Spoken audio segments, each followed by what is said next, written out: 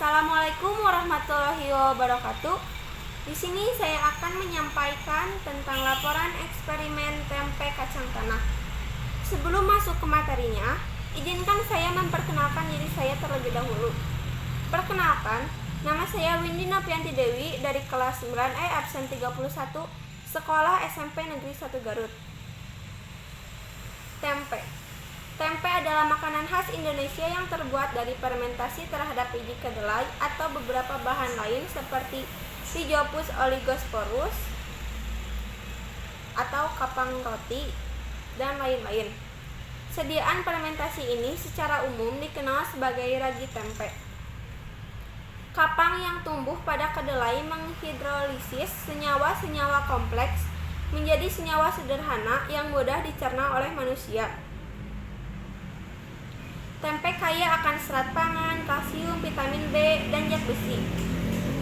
Berbagai macam kandungan dalam tempe mempunyai nilai obat seperti antibiotika untuk menyembuhkan infeksi dan antioksidan pencegah penyakit degeneratif.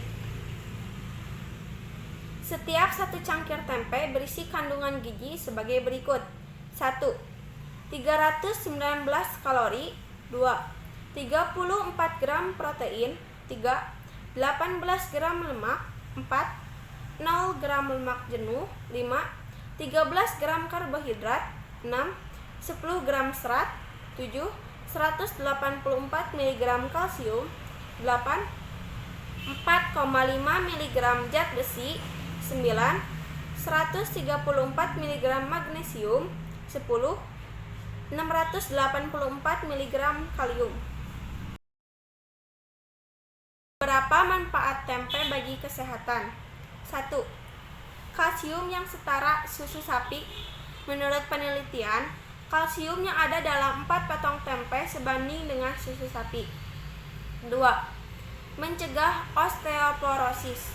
Tempe mengandung banyak kalsium dan vitamin K yang baik bagi pembentukan tulang. 3. Menurunkan kolesterol. Kedelai alami memiliki senyawa isoflavon yang berfungsi sebagai penurun kolesterol jahat. Kemudian, ada pula senyawa niacin yang membantu mengontrolnya. 4. Meningkatkan sistem kekebalan tubuh. 5. Protein lebih tinggi dari daging. Tekstur tempe kacang tanah lebih kasar dan kurang padat dibandingkan dengan tempe kedelai. Kalau tidak hati-hati saat memegangnya bisa ambyar. Biasanya tempe kacang tanah disajikan dengan cara digoreng memakai tepung.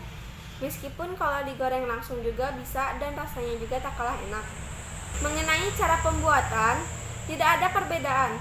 Hanya saja penggunaan kacang tanahnya bukan kacang tanah biasa, tetapi bungkil kacang tanah merupakan produk hasil ikutan atau ampas hasil penggilingan biji kacang tanah setelah diekstraksi minyaknya.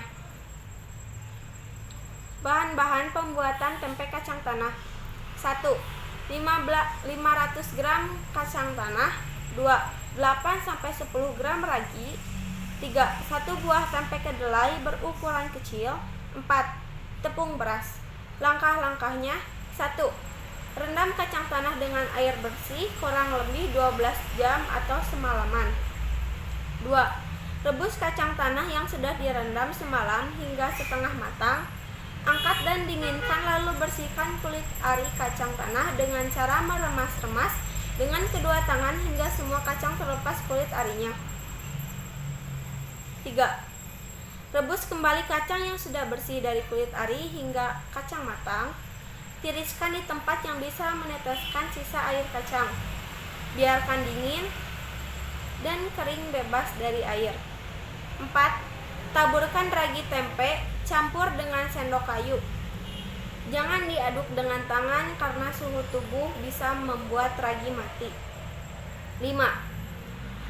Timbang kurang lebih 125-130 gram kacang, masukkan ke dalam plastik. Lakukan hingga semua kacang selesai dibungkus. Rapatkan plastik dengan perekat yang ada.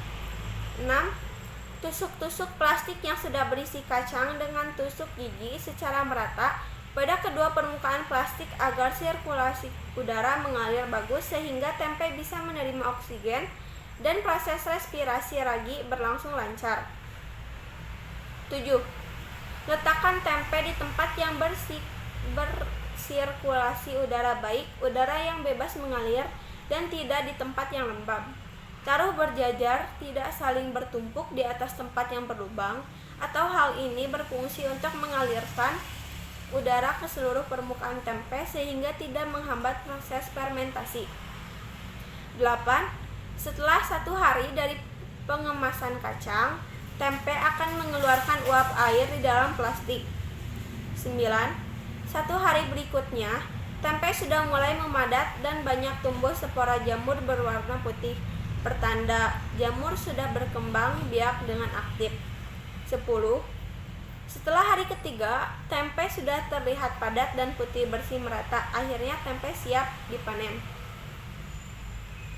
Cukup sekian laporan yang dapat saya sampaikan. Mohon maaf bila ada kesalahan. Sekian dan terima kasih. Wassalamualaikum warahmatullahi wabarakatuh.